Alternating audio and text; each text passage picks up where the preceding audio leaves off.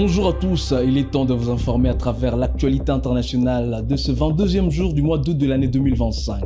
Moïse Katumbi, président du parti politique Ensemble pour la République, a adressé une lettre au président du comité de sanctions du Conseil de sécurité des Nations Unies à New York le 21 août 2025. Cette démarche vise à contester les allégations contenues dans le dernier rapport des experts de l'ONU qui affirme qu'il aurait eu des contacts avec Corneille Nangaa, coordonnateur politique de l'AFC 123, qualifiant ces accusations de non fondées. Katumbi exige leur correction. Moïse Katumbi, président du parti politique Ensemble pour la République, a adressé une lettre au président du comité des sanctions du Conseil de sécurité des Nations Unies à New York. Cette démarche vise à contester les allégations contenues dans les derniers rapports des experts de l'ONU qui affirment qu'il aurait eu des contacts avec Corneille Nangaa, coordonnateur politique de l'AFC 123. Qualifiant ces accusations de non fondées, Katumbi exige leur correction. Les accusations qui ont émergé sur les réseaux sociaux début juillet 2025 suggèrent que Katumbi aurait maintenu des contacts réguliers avec Nangaa ainsi qu'avec des représentants de Kigali et Kampala. Cependant, le parti a rapidement réagi pour clarifier que son leader ne s'est pas rallié officiellement à l'AFC 123. Dans une correspondance datée d'ici juillet 2025, Katumbi a fermement contesté ces allégations, demandant une rectification. Dans une lettre du 21 juillet adressée au vice-premier ministre en charge de l'Intérieur, Dieudonné Bolengete, secrétaire général du parti, a déclaré « Le président de l'Ensemble pour la République n'étant pas impliqué ni de près ni de loin dans un quelconque conflit armé, notre parti n'a jamais pris part à des négociations ou collaboration avec des oppositions armées. Le 20 août 2025, le vice-premier ministre en charge de l'Intérieur, Jacquemaine Chabani-Louko, a reçu les représentants du parti pour clarifier la situation. Les cadres d'Ensemble pour la République ont rejeté toute implication dans les allégations, affirmant n'avoir pas eu connaissance du rapport avant sa publication. Ces derniers citent explicitement Katumbi parmi les personnalités soupçonnées d'entretenir des liens avec des forces négatives opérant dans l'Est de la RDC. Les dirigeants du parti s'interrogent sur les timings de ces allégations, survenant juste après un conclave à Bruxelles où ils ont réaffirmé leur engagement envers les dialogues inclusifs pour la paix. C'est dans cet esprit que le président national du parti encourage les négociations engagées à Doha entre le gouvernement et l'AFC 123 afin de restaurer la paix et la sécurité sur l'ensemble du territoire national, a ajouté Bolengete. En dépit de son actuel statut d'exilé politique, l'opposant Moïse Katumbi organise en dehors des frontières de la RDC l'Ensemble pour la République pour les élections générales prévues en 2028. Accusé d'être en contact avec la S123 et le Rwanda par Kinshasa, Moïse Katumbi a toujours nié toute implication dans la rébellion, estimant que cela est un prétexte pour Félix Tshisekedi de l'éloigner de sa lutte pour la reconstruction de la RDC. Poursuivant sa visite officielle en République démocratique du Congo, le diplomate belge Maxime Prévost a reçu en audience le rapporteur adjoint de l'Assemblée nationale, princesse Dominique Munogo à Lubumbashi. Lors de cette rencontre, les deux personnalités ont tablé sur les questions d'État, notamment la possibilité de l'organisation d'un dialogue national inclusif qui est l'une des solutions pouvant pacifier la RDC. Regardez.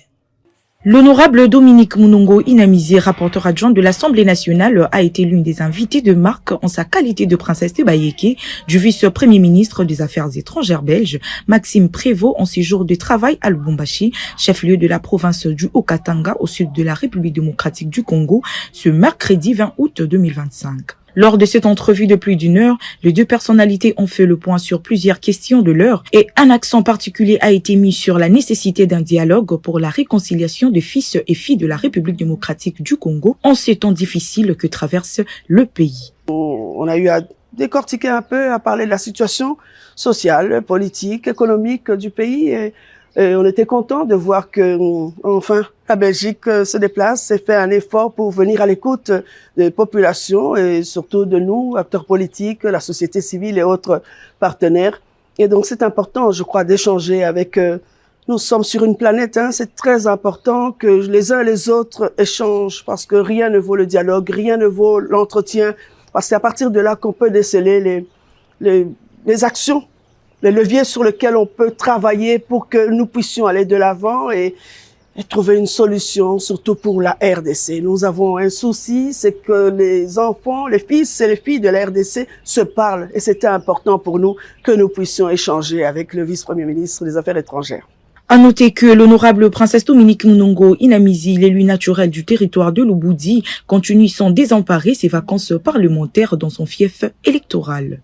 L'Ouganda étant un pays ayant un grand nombre de réfugiés en Afrique a confirmé hier jeudi 21 août 2025 un arrangement avec le gouvernement américain visant à recevoir un certain nombre d'étrangers contraints de quitter les États-Unis. Cet accord intervient après que le Rwanda ait accepté de recevoir près de 250 migrants en provenance des États-Unis. Suivons ici les explications avec Dieudonné Mouroula.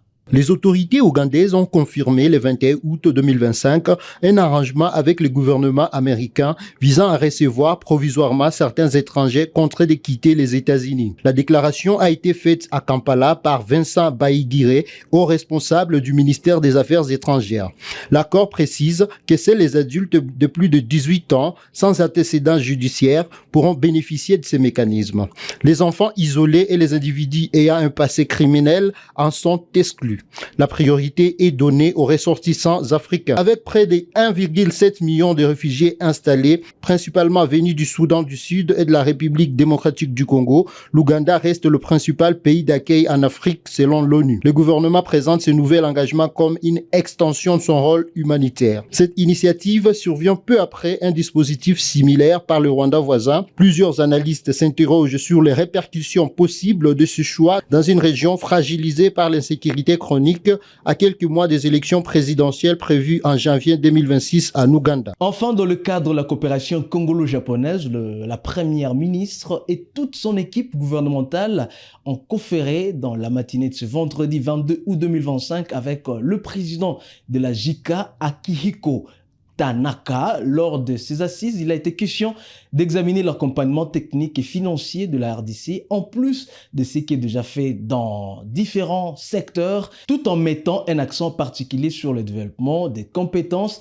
les bourses et la formation spécialisée en hydroélectricité, en provision du projet Grand Inga. Cela permettra donc à la RDC de disposer de la main-d'œuvre nécessaire et éviter son importation afin de développer des infrastructures en prévision du port en eau profonde de Banana et du projet Kivuvu qui s'occupera de l'exploitation du manganèse au Congo central. Le président de la JICA a invité officiellement la RDC à la Green Expo qui aura lieu à Yokohama en 2027. Une occasion pour évaluer les progrès réalisés dans le secteur sous examen selon Julien Paluku Kaongia. Et c'est tout pour cette rubrique de l'actualité internationale. Mesdames et messieurs, merci à vous de l'avoir suivi. Surtout, restez avec nous pour la suite de l'actualité. À très vite.